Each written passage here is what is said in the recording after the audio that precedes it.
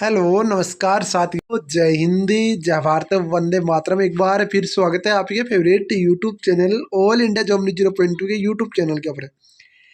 साथियों 2020 के बाद बड़ी खुशखबरी आ चुकी है सीआरपीएफ कांस्टेबल पैरामेडिकल स्टाफ भर्ती 2024 को लेकर। बिल्कुल डिपार्टमेंटली नोटिस है, डिपार्टमेंटली नोटिस वायरल हो चुका है, डिपार्टमेंटल में नोटिस आपका सर्कल हो रहा है, डिपार्टमेंटल में आपकी प्रोसेस पूरी चल रही है सीआरपीएफ कांस्टेबल पैरामेडिकल स्टाफ 2024 भर्ती को लेकर।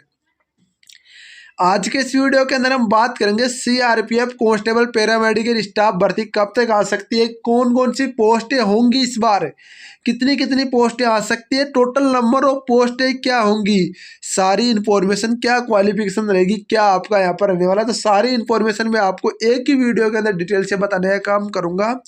तो जो भी मेरे भाई, जो भी मेरे दोस्त all India job news 0.2 YouTube channel के ऊपर पहली बार विजिट कर रहे हो और सीआरपीएफ कांस्टेबल पैरामेडिकल हो चाहे आपका कोई भी भर्ती हो, सब भर्तियों की सबसे ऑथेंटिक, सबसे रियल न्यूज़ और सबसे बेहतरीन जानकारी के लिए आप चैनल को सब्सक्राइब, वीडियो को लाइक कर सकते हो ताकि मुझे भी मोटिवेशन मिले और कुछ मैं आपके लिए और बेहतर करने की कोशिश कर सकूँ।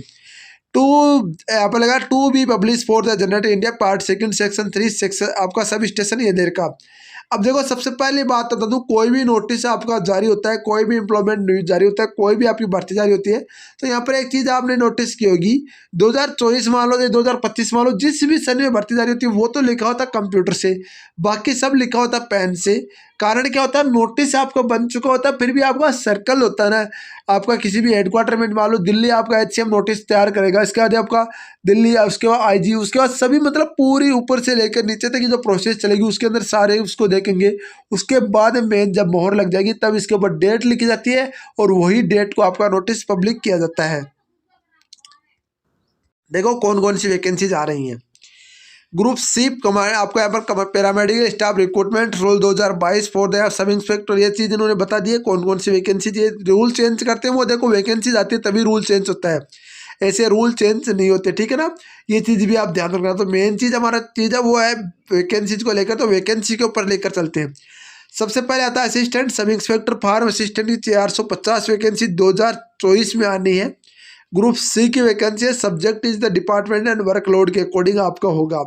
लेवल 5 की वैकेंसी है, 25 साल एज है, 5 ईयर्स आपका अकॉर्डिंग गवर्नमेंट, अकॉर्डिंग आपका सेंट्रल गवर्नमेंट का आपका 1 अगस्त 2000 ईयरली आपका ईयर, यानी 1 अगस्त से आपकी एज काउंट होने वाली है, ठीक है।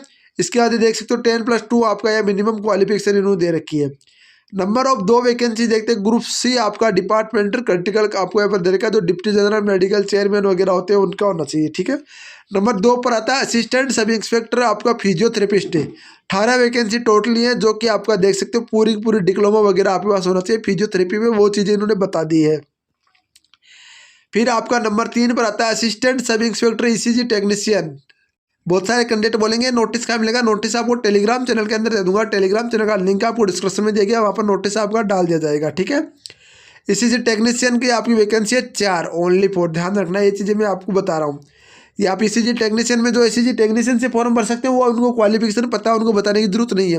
जो 10th 12th और ITI या फिर आपका अलग है तो वो चीज़ें आप वीडियो का अंत तक देखिए, आपको पता चल जाएगा दोस्तों, ध्यान रखना कौन कौन सी है, ठीक है ना।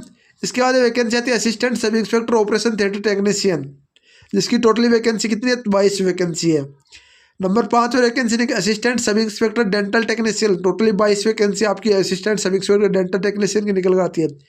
असिस्टेंट सब इंस्पेक्टर लेबोरो टेक्नीशियन की 108 वैकेंसी है, लेबोरेटरी टेक्नीशियन अच्छी वैकेंसी है। देखो जिनकी एज 25 साल है उनको बार बार बोलने से, वीडियो बढ़ा करने से क्या फ़ायदा है, जो चीज़ें मैं आपको पता है वो मैं बता देता हूँ आपको, और ज़्यादा आपको चीज़ें यहाँ पर ज़्यादा अंदर घुसना नहीं है, जिसमें आपको क्वालिफिकेशन रखते हो वो आप जरूर देखिए।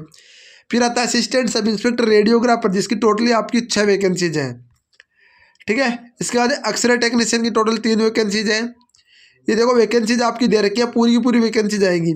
नर्सिंग असिस्टेंट की 210 वैकेंसी, अच्छी वैकेंसी आई है नर्सिंग असिस्टेंट की, सीआरपीएफ के अंदर अच्छी वैकेंसी है, 210 वैकेंसी, कम नहीं मान सकते आप इसको, ठीक है ना। हेड कांस्टेबल स्टेवर्ड की 22 वैकेंसी जा रही है, जिसके अंदर आपको बता दूं जनरल आपका जो आपका ग्रुप सी का होगा वो आपकी ध्यान रखना 5 साल का रहेगा, इसके अंदर ध्यान रखना। और आपको बता दूं एज लिमिट उन्होंने दे दी है, 25 साल आपकी एज लिमिट रहने वाली है, 3 साल की ओबीसी को और 5 साल की SC ST को छूट मिलती है, इसके अंदर ध्यान रखना। जो आपका 10+2 diploma catering kitchen management 2 years from the, यानी 2 साल का बस डिप्लोमा होना चाहिए। एंड आपको यहाँ पर 100 बेड हॉस्पिटल का आपको वर्किंग नॉलेज होना चाहिए। हेड कांस्टेबल नर्सिंग असिस्टेंट के लिए आपका दे रखा है वो आपकी 190 पोस्ट है, जिसके अंदर इन्होंने दे रखी है वो भी आपका 18 से 25 साल एज ही है। ठीक है, एज इन्होंने सेम दे रखी है, एज का कोई अक्सर असिस्टेंट आपका हेड कांस्टेबल अक्सर असिस्टेंट की दे रखी है 90 वैकेंसीज है। जो क्वालिफिकेशन है वो मैं चीज़ें आपको बता दूंगा। हेड कांस्टेबल लेबोरेटरी असिस्टेंट की 13 वैकेंसीज है। जो आपके लिए क्वालिफिकेशन है, जो आपकी क्वालिफिकेशन है उसी के अकॉर्डिंग जो भर्ती आएगी।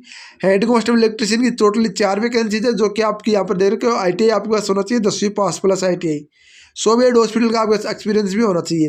Head constable air conditioner plant technician की 4 वैकेंसीज है। तो ये पता चल गया आपको।